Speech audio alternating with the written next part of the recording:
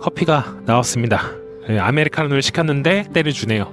이거를 바꿔서 아메리카노 맞아요? 이거 3번 물어봤는데 맞대요. 근데 맛도 그렇고 색깔도 그렇고 이거는 라떼인 것 같은데 항상 베트남에서는 자주 발생하는 일이죠. 베트남의 젊은이들이 급격하게 살이 찌고 있습니다. 특히 어린이들 같은 경우에는요, 비만율이 굉장히 높다고 하는데요. 그래서 왜 이런 일이 발생을 했고, 그리고 어떤 결과들이 나타나고 있는지, 저는 한국인으로서 나중에 이런 사업 해보면 또 괜찮겠다 하는 아이디어까지 한번 생각을 해봤습니다. 한번 출발해보시죠. 베트남 오래 사신 분들은 최근 이 변화를 많이 느끼실 겁니다. 저도 길을 걷다 보면 어른들은 많이 말랐어요. 다들 아직까지 말랐고, 그리고 좀 건강한 체형인 분들이 많습니다.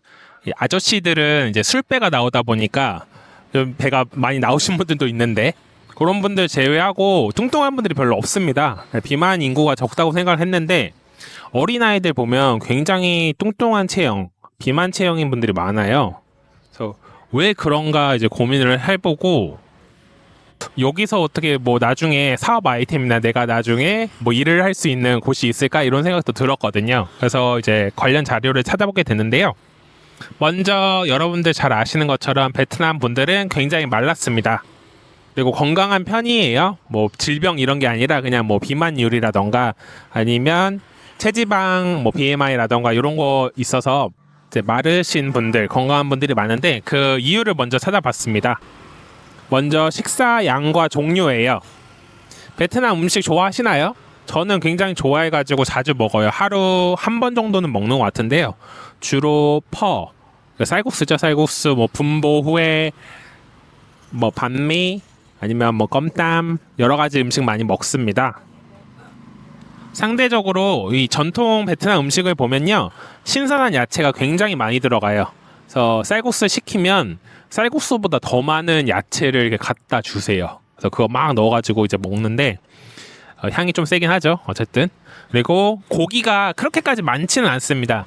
요즘에 이제 쌀국수에는 좀 고기가 많이 들어가는 편인데, 전통적으로 보면 원래는 이게 프랑스 시대에 고기를 먹기 시작하면서 그 국물, 뼈랑 국물, 그리고 찌꺼기 고기 이런 걸로 시작한 게 원래 퍼입니다.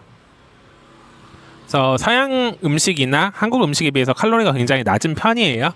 반미 같은 경우에도 보면 안에 보면 바게트 빵은 있죠. 빵은 있는데 그 안에 들어가는 것들이 고기 조금 들어가고 나머지는 거의 다 야채입니다. 혹은 계란 이런 종류여가지고 살이 찔 게 없어요. 그래서 쌀국수 같은 경우에는 작은 거는 300kcal에서 뭐 5, 600칼로리 정도 된다고 해요. 그리고 반미 같은 경우에는 300칼로리 미만입니다. 굉장히 다이어트로 좋은 음식이에요. 사실은 영양 밸런스도 괜찮고요. 사실 하루 아침에 반미 하나 먹고 커피 한잔 하고 점심에 뭐 껌땀 먹고 저녁에 쌀국수 먹는다면 살이 쭉쭉 빠지실 겁니다. 하루에 한 1500칼로리나 되려나? 그래서 이제 저 나이대 친구들만 봐도 키가 굉장히 작고 왜소해요. 몸집도 왜소하고 남성분들도 많이 그렇습니다. 두 번째는 날씨가 굉장히 더워요. 베트남 분들도 간식 같은 거 되게 좋아하시거든요. 그리고 단 거, 뭐 느엉미아라고 해서 사탕수수 이제 음료 이런 것도 좀 좋아하시고, 혹은 뭐 컴컷이라고 해서 그 감귤류 있죠. 뭐 레몬이라던가 아니면 오렌지라던가 이런 거 주스도 많이 드시는 게, 일단은 덥기 때문에 땀이 많이 납니다. 땀이 나다 보니까 이제 당분 보충도 필요하고 뭐 비타민 이런 거 섭취도 필요하니까 주스도 많이 드시거든요. 땀이 많이 나기 때문에 이 전해질이라던가 아니면 수분 보충을 위해서 많이 드시는 것 같아요.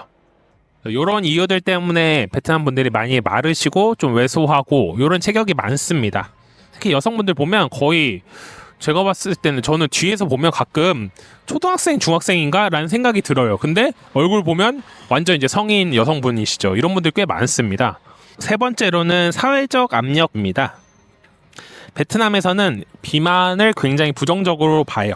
특히 여성분들. 날씬함을 유지하는 게 굉장히 중요하게 생각을 합니다. 베트남에서는 야, 너 살쪘어.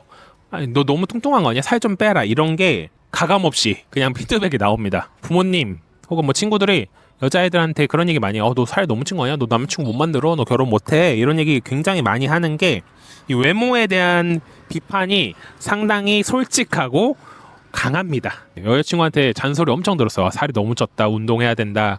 이런 체중 관리를 하는 게 기본적으로 깔려있는 문화인 것 같아요. 여성들은 좀 말라야 되고 남성들한테 좀 관대한 면이 또 있기도 하죠. 마지막으로 운동 습관이 있을 것 같아요. 베트남 분들이 평소에는 걸어 다니거나 이러지는 않아요. 날이 너무 덥고 자외선도 강하다 보니까 오토바이를 많이 타시는데요. 이제 여가 시간에는 운동하시는 분들이 꽤 많은 것 같아요. 배드민턴 많이 치고 뭐 산책 같은 것도 굉장히 많이 하시고요. 수영 같은 것도 많이 좋아하시는 것 같아요. 이런 일상적인 운동 하다 보니까 건강 유지가 좀 잘 되는 것 같기는 해요. 그렇다면 왜 최근에는 비만들, 통통한 분들이 많이 늘어나는 걸까요? 트렌드가 많이 변했어요. 가장 먼저 꼽을 수 있는 것은 설탕과 가공식품 소비가 증가했습니다. 최근 들어 베트남에서도 가공식품이나 설탕 섭취가 많이 늘고 있고요. 연유나 뭐 청량음료, 설탕 많이 들어간 음식들이 대세입니다. 특히 이제 외국 음식이 많이 대중화되다 보니까요. 뭐 일식, 한식, 미국이나 유럽 같은 서양식 이런 것들이 굉장히 많아요. 이런 레스토랑도 많고 고기 섭취도 많이 늘었습니다. 전통적인 베트남 음식 보면 간이 그렇게 세지는 않아요. 그냥 딱 먹기 좋은 정도거든요. 그래서 추가적으로 막 설탕 넣거나 이러진 않고 뭐 가끔 이제 소스 같은 거 있어가지고 찍어 먹기는 하는데 뭐 엄청 짜다는 느낌이 들지는 않습니다. 오히려 뭐 옆나라 태국이라던가 혹은 우리나라 음식 좀 맵고 짜고 이런 게 있잖아요. 단 것도 있고 자연 그대로의 맛을 좀 중시한다 이렇게 볼 수도 있을 것 같아요. 베트남도 최근에는 패스트푸드 열풍이 많이 불고 있어요. 롯데리아는 이제 베트남에서 너무 대중화돼가지고요. 제가 봤을 때는 한국만큼 매장이 있는 것 같아요. 시골 어디 가도 시골에 있는 도시 가면 중심가에 롯데리아 꼭 있습니다. 그 정도로 너무 대중화돼 있는 음식이 되었고요. 햄버거가. 롯데리아는 베트남에서 260개 매장 운영 중이고요. 올해에도 추가로 10개 매장 더 설립한다는 계획을 발표했다고 합니다. 8에서 20% 정도의 성장률 기록하고 있고요.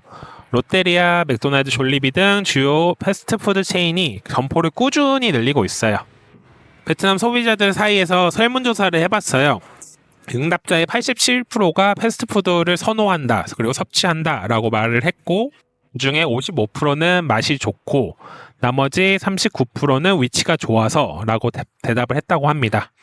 주요 원인으로는 편리함과 저렴한 배달비가 이유로 꼽혔어요. 기존의 쌀국수 같은 전통 음식들이 가격이 이제 조금 높아졌고 패스트푸드 같은 경우에는 이제 대량화 그리고 공장화해서 생산을 하다 보니까 상대적으로 가격 유지가 용이합니다. 그러다 보니까 이제 가격이 비슷해지면 패스트푸드 햄버거, 피자, 치킨 이런 거 선호도가 높아지는 거죠. 여러분들이 이제 안 믿으실지도 몰라가지고 또 이제 통계 자료를 좀 찾아봤는데요. 베트남 보건부에서 발표한 정식 자료입니다. 베트남 보건부에 따르면요. 최근 10년 동안 베트남의 비만율이 크게 증가했다고 합니다. 특히 도시 지역에서 그 비율이 두드러졌고요. 2010년 기준으로는 전체 인구의 8.5% 아동이 과체중이거나 비만이었다고 해요. 근데 10년 후인 2020년 자료에 따르면요. 19%가 됐습니다. 2배 이상 뛴 거고요. 호치민시 도심 지역 아이들은 비만율이 무려 50%가 넘는다고 합니다. 하노이도 비슷하고요. 41% 이상 기록을 했대요. 이거는 2020년 자료니까 지금 2024년으로 치면 이것보다는 더 높을 것 같습니다. 이 정도로 심하기 때문에 베트남 정부에서도 나설 정도고요. 저 생활 방식 개선을 위해서 여러 가지 뭐 억제책 혹은 권고 방안 이런 걸 좀 내고 있어요. 하루 3에서 60분 운동도 권장하고 패스트푸드 섭취도 좀 줄이라고 하고요. 채소 섭취를 많이 해라 이런 얘기를 하고 있습니다. 그러니까 정부에서 이런 이야기가 나올 정도로 이 문제가 심화되고 있다라고 보시면 좋을 것 같습니다. 네, 추가적으로 흥미로워가지고 제가 논문도 하나 찾아봤어요. 베트남의 아동기 과체중 및 비만 문제와 그 위험 요인에 대한 현황을 다룬 건데요. 베트남 여성분들 과체중이 갈수록 늘고 있어요. 그러니까 BMI 25 기준으로 해서 이보다 높으면 과체중으로 분류하는데 이게 21.3%고요. 비만 같은 경우에는 2.7%라고 합니다. 그러니까 4명 중에 1명 정도는 여성 비만이에요. 그리고 임신성 당뇨를 겪는 비율도 21%에 달하고 있다고 합니다. 그 말은 이 당뇨라던 임신성 당뇨 혹은 과체중 이런 유전적인 요소가 아이에게도 전해질 가능성이 굉장히 높은 거죠. 또한 이 어머니의 생활 습관은 식습관 이런 거는 아이들한테 당연히 영향이 갈 수밖에 없어요. 어머니가 패스트푸드 좋아하고 설탕 많이 들어간 음료 좋아하고 하면 아이들도 당연히 따라갈 수밖에 없죠. 그거를 나는 먹는데 넌 먹지 마 이렇게는 못 하잖아요. 특히 이제 제가 걱정되는 건요. 많은 아이들이 하루 한 번 이상 설탕 들어간 음료를 먹고요. 패스트푸드는 일주일에 한 번은 먹는다고 합니다. 한국은 이제 이러한 위험성이 많이 알려져서 부모들이 자제를 시키는데 베트남은 아직까지 그런 문화가 없어요. 그런 지식도 전무하고 또 아이들이 통통한 게 사회적으로 좀 미덕입니다. 애들은 통통해야 된다 이런 관념이 있어서 이게 이제 더 사태를 악화시키고 있는 거죠. 동남아시아 비만율을 먼저 볼게요. 베트남 같은 경우에는 전체 비만율은 아직까지는 낮아요. 2020년 기준으로 비만율 성인 기준 2에서 4% 정도 추정된다고 해요. 그러나 도시 지역은 말씀드린 것처럼 청소년 비만율 20% 이상 올라가고 있고요. 태국 같은 경우에는 조금 더 높습니다. 여기는 성인 비만율이 10에서 14%라고 하고요. 어린이들은 더 많이 늘어나는 것 같아요. 그래서 태국 가보시면 베트남보다 좀 통통하신 분들이 많습니다. 전체적으로 남성분들도 좀 등치가 있고요. 키도 좀 더 큰 것 같아요. 여성분들도 마찬가지죠. 말레이시아 가보신 분들 있으실지 모르겠는데 말레이시아는 저도 한 두세 번 가봤거든요. 여기는 확실히 차이가 납니다. 그러니까 덩치가 엄청 크시고요. 그리고 인구도 노년 인구의 비중이 훨씬 높은 것 같아요. 그러니까 나이대가 좀 많고 이미 좀 나이가 든 나라라고 생각을 하시면 좋아요. 그래서 그런지 성인 비만율이 45% 이상 된다고 합니다. 그래서 이 경제 성장 속도 혹은 성숙도랑 이게 큰 관계가 있다는 게 다시 한번 느껴져요. 이런 아동 비만이요, 이제 젊은 층 사이에서도 결과적으로 나타나고 있어요. 최근에 베트남에서 신장 질환이 점점 더 젊은 세대들에게 흔해지고 있고요. 주로 60에서 65세 사이의 환자들에게 나오던 질환들이 30대 이하 젊은 층에서 발생하고 있다고 합니다. 그러니까 성인병이 20대, 30대 젊은 인구에게 발생을 하고 있는 거예요. 예시를 하나 찾아봤었는데요. 당락성에서 치료받는 28세 환자가 있었다고 해요.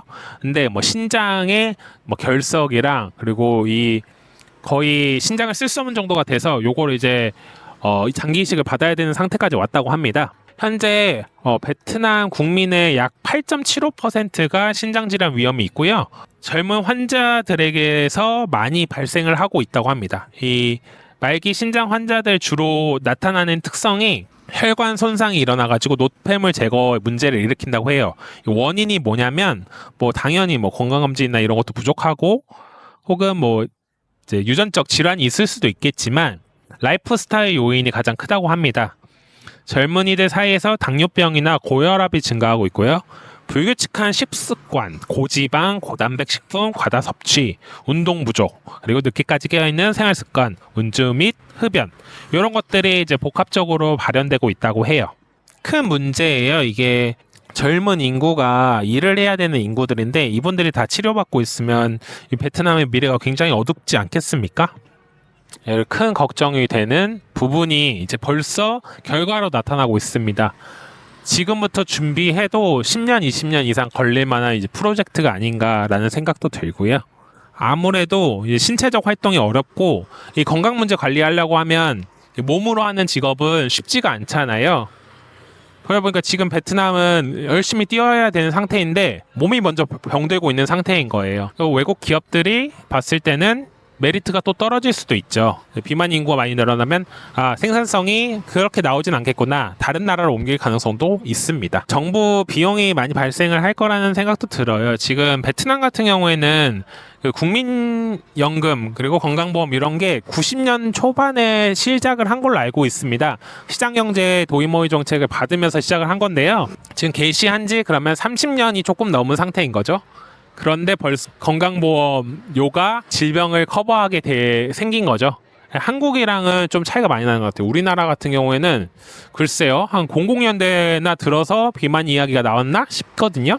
그 경제적 수준은 우리나라 80년대 수준이다 보니까 이 재정 정책 보호가 아직은 잘 안 돼 있습니다. 그러니까 기금도 뭐 운용도 아직 어설프고 기금 확보도 적고 앞으로 이 비만을 예방하고 관리할 수 있는 정책이 만들어져도 예산을 쓸 만한 비용이 있냐, 혹은 나중에 비만 문제가 많이 퍼지고 질병들이 나타나면 베트남 건강보험으로 이게 해결이 가능하냐, 이런 큰 챌린지에 이제 빠져 있다고 보실 수 있을 것 같아요. 예, 마지막으로 베트남에 사는 입장에서 그 관련된 걸로 뭔가 사업이라던가 할 수 있는 게 있지 않을까라는 생각을 해봤거든요.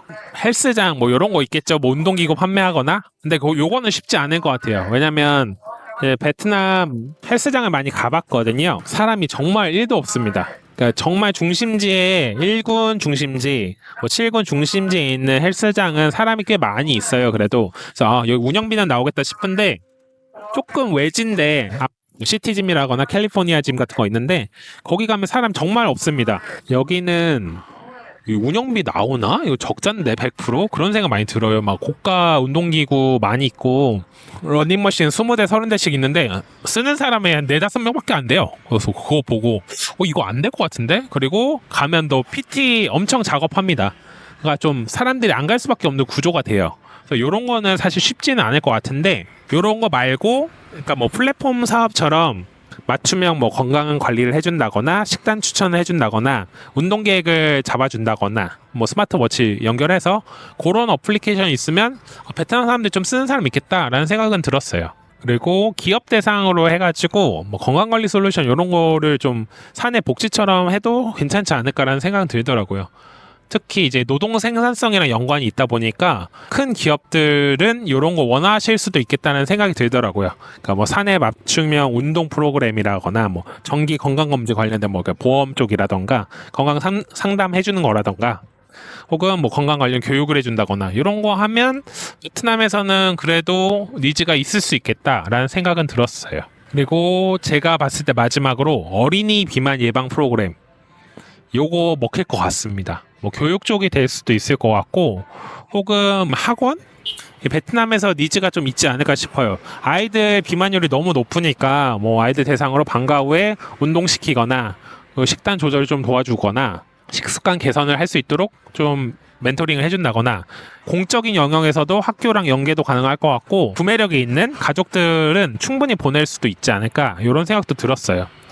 또 제가 지나가다 보면 태권도 학원도 막 있는데 거기도 장사가 진짜 잘 되더라고요. 한인 대상이 아니라 베트남 분들 대상으로 이런 사업 아이템도 한 번쯤 해볼만 하겠다. 그래서 오늘은 베트남 젊은 층들의 비만율 그리고 어린이 청소년들 비만율이 굉장히 심각하다는 얘기 말씀드렸고요.